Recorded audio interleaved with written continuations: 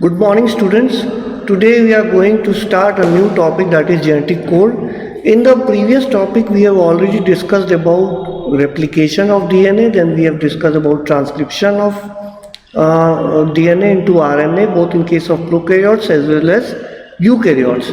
Today we are going to study how this RNA gets converted into protein. What is the code which is present in the RNA which is responsible for converting that into a protein? So now let us start with our topic.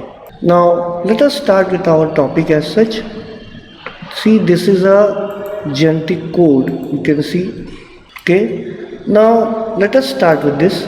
During replication and transcription, a nucleic acid was copied to form another nucleic acid. Now this is very easy to conceptualize, because you know a nucleic acid being converted into a nucleic acid is very easy to understand, but the process of translation requires a transfer of genetic information from a polymer of nucleotide to form a polymer of amino acid. Now this is little bit difficult, but still we were able to do this.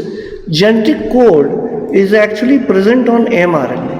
तो क्या होता है, code जो होता है वो mRNA में present होता है, जिसको रिकॉग्नाइज कराता है कौन, which is read by tRNA. tRNA brings the amino acid at the site of the protein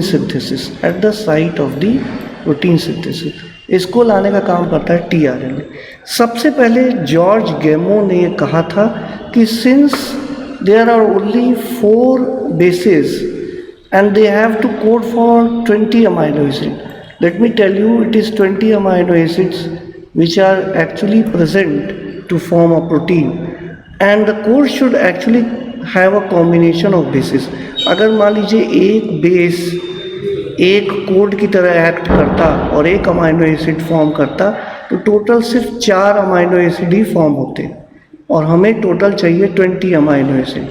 तो चलिए, अगर डुप्लेक्स होता ये कोड, जैसे फॉर एग्जांपल UA कोड करता एक पर्टिकुलर अमाइनो एसिड के लिए, तो टोटल फिर हो जाते 4 × 4 = 16 अमाइनो एसिड. स्टिल ये कम पड़ता. हमें मालूम है कि 20 अमाइनो एसिड्स एक्चुअली प्रेजेंट होते हैं, जो कि पॉलीपेप्टाइड चेन बनाते हैं, यानी कि प्रोटीन चेन बनाते हैं. यही वजह है जो कोड है वो 4 × 4 × 4 दैट इज 64 कोडॉन्स प्रेजेंट हैं.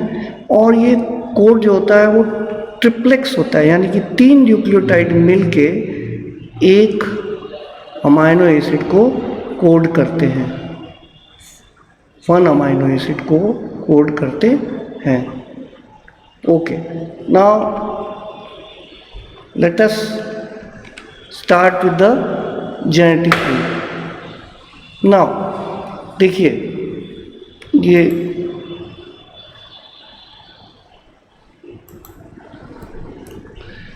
now he suggested that in order to code for 20 amino acid, the codon should have a combination of bases. 20 amino acids के लिए 3 न्यूक्लियोटाइड्स होने ज़रूरी हैं, यानी कि 64 codon, generating more codons than required. ये codons का सीक्वेंस आप देख रहे हो.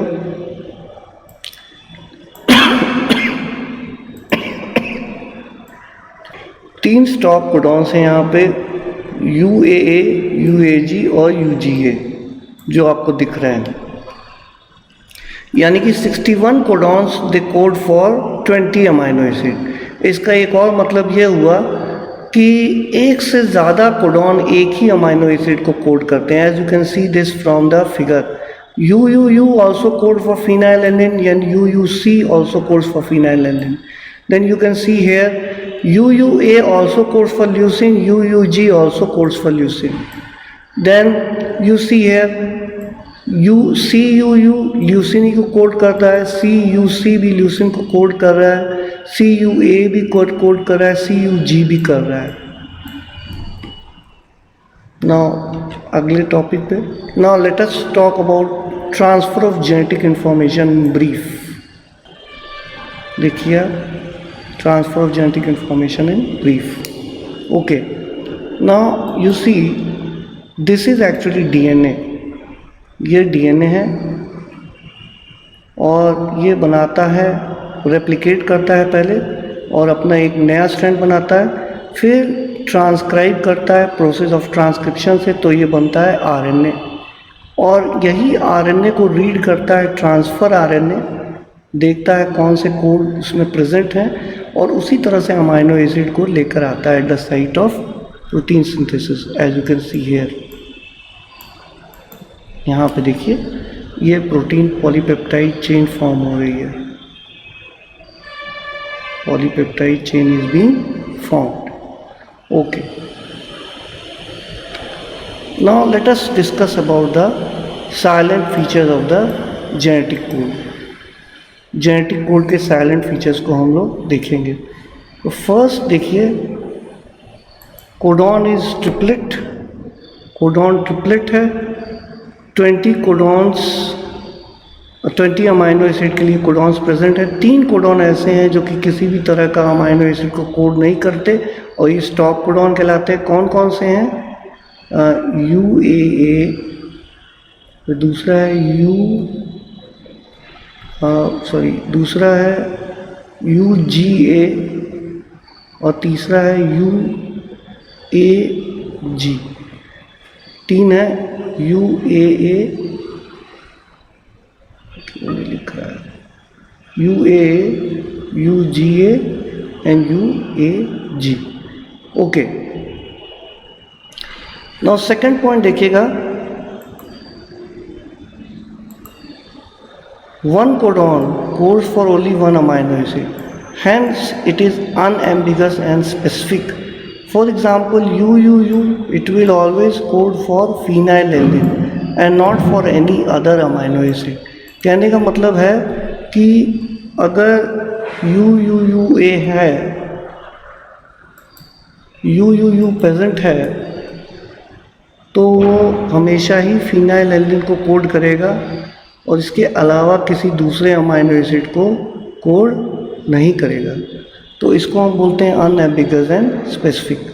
Okay, now the third point is some amino acids are coded by more than one codon. कहने का मतलब जैसे फॉर एग्जांपल फिनाइलैलेनिन का ही देख लीजिए, एग्जांपल नीचे दिया हुआ है.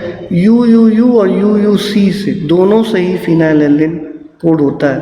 यही वजह है हम कह सकते हैं कि जेनेटिक कोड इज डीजेनरेट.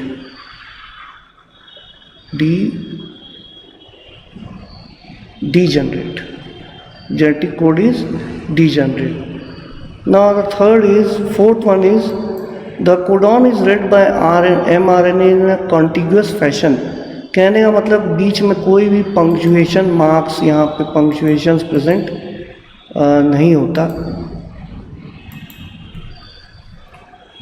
कोई भी बीच में रुकता नहीं है ये जेनेटिक कोड, पंक्चुएशंस प्रेजेंट नहीं होते हैं इसके बीच में.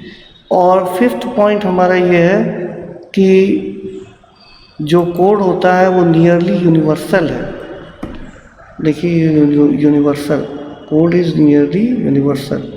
बैक्टीरिया से लेकर ह्यूमन बींग्स तक UUU जो है हमेशा फिनाइलैलेनिन को ही कोड करेगा इसके अलावा.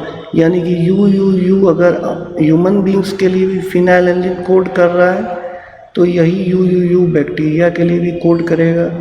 यही UUU जो है वो काऊ के लिए भी करेगा. कहने का ये मतलब है. कहीं कहीं पे एक्सेप्शंस है, जैसे कि माइटोकॉन्ड्रियल कोडॉन में और प्रोटोजोन्स में, वहाँ ऐसा नहीं होता.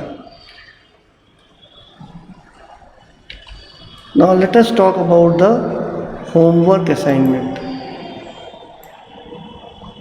सबसे पहला question, what is genetic code? तो genetic code are certain codes which are given in the which are present in the mRNA and they are read by the transfer RNA. Why the codons are triplet? So I have already told you, in order to code for all the 20 amino acid there should be triplex nucleotide. 3 nucleotide एक साथ होने से ही और वो एक codon की तरह behave करेंगे. Why the code is said to be unambiguous and specific? अगर अनएम्बिगस और स्पेसिफिक नहीं होगा तो उसकी वजह से जेनेटिक मशीनरी कंफ्यूज हो सकती है। एग्जाम्पल ये है, यू हमेशा ही फिनाइल एल्डिन को ही कोड करेगा, उसके अलावा किसी और को कोड नहीं करेगा। यू जो है it will always code for phenyl Eldin and not for any other amino acid as such. Okay, now why the code is degenerate? Degenerate इसलिए होता है कि एक से ज़्यादा जो यू भी फिनाइल एल्डिन को कोड कर रहा है, सी भी फिनाइल एल्डिन को कोड कर रहा है। आपने देखा होगा 61 कोडॉन्स प्रेजेंट हैं और टोटल अमाइनो एसिड कोड हो रहा है 20। तो इसका मतलब ये है कि कई सारे अमाइनो एसिड एक ही अमाइनो एसिड को कोड करेंगे। ये इसका एग्जाम्पल हो गया। Thank you and have a very nice day.